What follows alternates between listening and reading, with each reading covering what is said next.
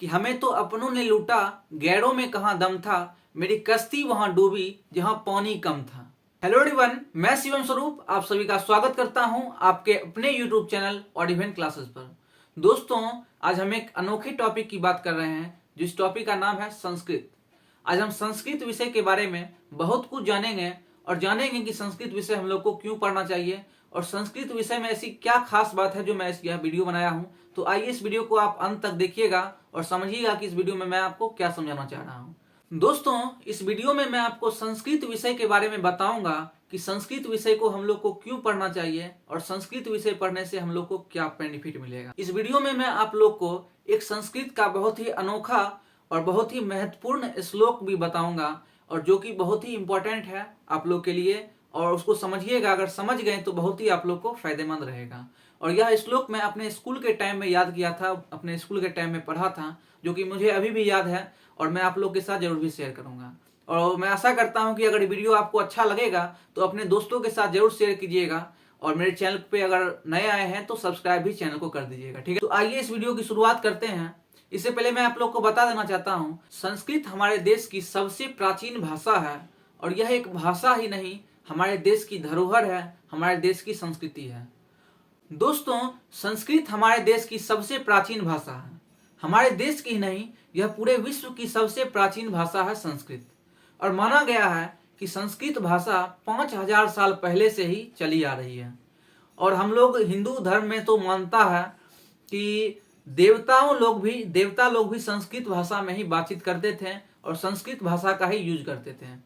और हमारे जितने भी ग्रंथ हैं, रामायण है, महाभारत है, जी आप जितने भी बड़े बड़े बुक हैं, वो सभी ग्रंथ में, सभी बुक में संस्कृत भाषा में ही शुरू में लिखा गया था, फिर उसको ट्रांसलेट करके हिंदी में किया गया है। और संस्कृत को हम देव भाषा भी कहते हैं और माना गया है कि देव लोग भी इसी भाषा का यूज करते थे। वैसे तो तमिल भाषा का भी यूज हम लोग बहुत सारे देशों में करते हैं और तमिल भाषा भी बहुत ही प्राचीन भाषा है। बहुत सारे देशों में तमिल भाषा का भी यूज किया जाता है बहुत सालों से। लेकिन आज का टॉपिक है संस्कृत, तो आज हम संस्कृत भाषा पे ही रहते हैं। दोस्तों, आजकल संस्कृत सब्जेक्ट को उतना वैल्यू नहीं दिया जा रहा है जितना पहले दिया जाता था। जितने भी स्कूल हैं, जितने भी कॉलेजेस हैं, वो सभी संस्कृत भाषा को बस जूनियर क्लासेस तक ही पढ़ाते हैं और सीनियर क्लास में उसको प्रमोट नहीं किया जा रहा है।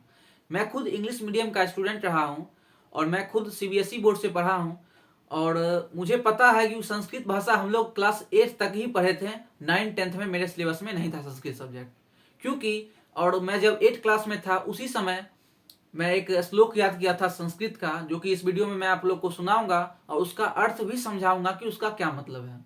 तो आइए इस वीडियो के साथ बने रहिए। दोस्तों, पहले के समय में ब्राह्मण जाति के जो लोग होते थे, उच्च कोटि के, वही लोग सिर्फ संस्कृत को पढ़ते थे और संस्कृत को पढ़ाते थे। निचली जाति के जो लोग होते थे वे लोग तो पढ़ते ही नहीं थे। जितने और कुछ लोग पढ़ना भी चाहते थे तो उनको नहीं पढ़ाया जाता था, नहीं सुविधा मिलती थी पढ़ने के लिए। लेकिन उस समय भी कुछ ऐसे लोग थे जो कि पढ़ते थे निचली जाति के होके, जैसे कि भीमराव अंबेडकर एक एग्जाम्पल है निचली जाति के लोगों के लिए कि अगर आप लोग पढ़िएगा तो आप लोग भी बहुत ही उच्च कोटि पे बन सकते हैं, उच्च कोटि के लोग बन सकते हैं। जैसे कि आप लोग भीमराव अंबेडकर को देख सकते हैं कि उनका कितना बड़ा नाम है और वह भारत के लिए कितना कुछ किए हैं। भीमराव अंबेडकर ने ही भारत का संविधान बनाया था।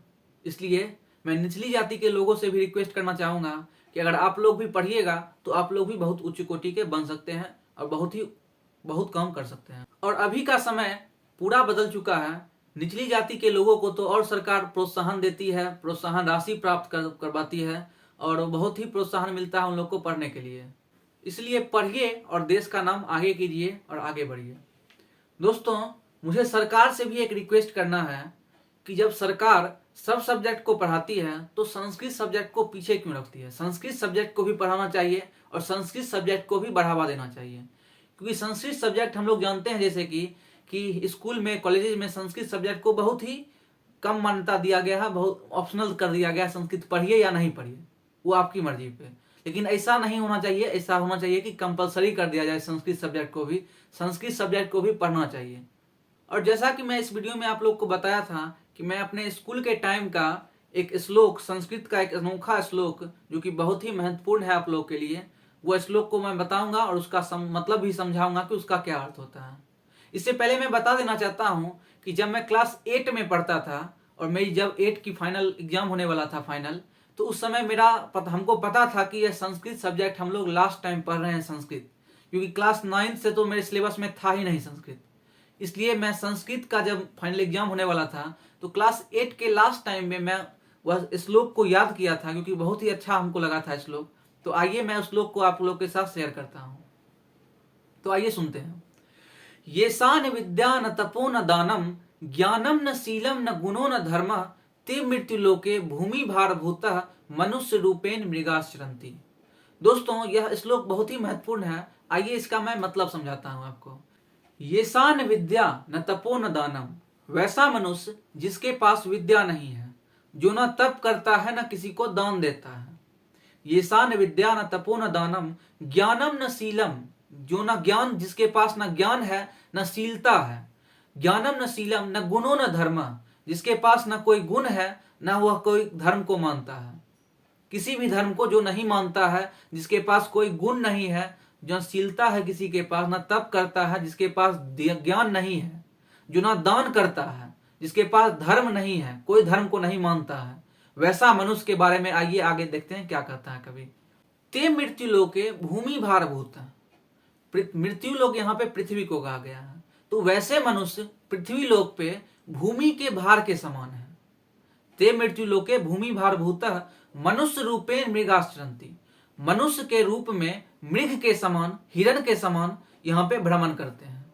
ते मृत्यु लोके भूमि भारभूतः मनुष्य रूपेण मृगाश्रंति। इसका मतलब हुआ कि वैसे मनुष्य जिसके पास न विद्या है, जो न किसी धर्म को मानता है, न जिसके पास कोई गुण है, न जो कभी दान देता है, कभी भी किसी को जो नहीं देता है कुछ भी, वैसे मनुष्य इस पृथ्वी लोक पे भूमि के भार के समान है, भूमि के भार के समान है, और मनुष्य के रूप में मृग के समान, हिरण के समान भ्रमण करते हैं। इसलिए कहा गया है कि कभी भी कंजूसी नहीं करनी चाहिए, हमेशा विद्या को ग्रहण कीजिए और हमेशा दिल खोल के दान दीजिए और किसी न किसी धर्म को मानिए। हमेशा किसी को धर्म को मानिए, हमेशा धर्म को मानिए, दान दीजिए, विद्या ग्रहण कीजिए, कभी भी कंजूसी नहीं करना चाहिए। इसलिए दिल खोल के खर्च कीजिए, दिल खोल के खर्च कीजिएगा तो दिल खोल के मिलेगा।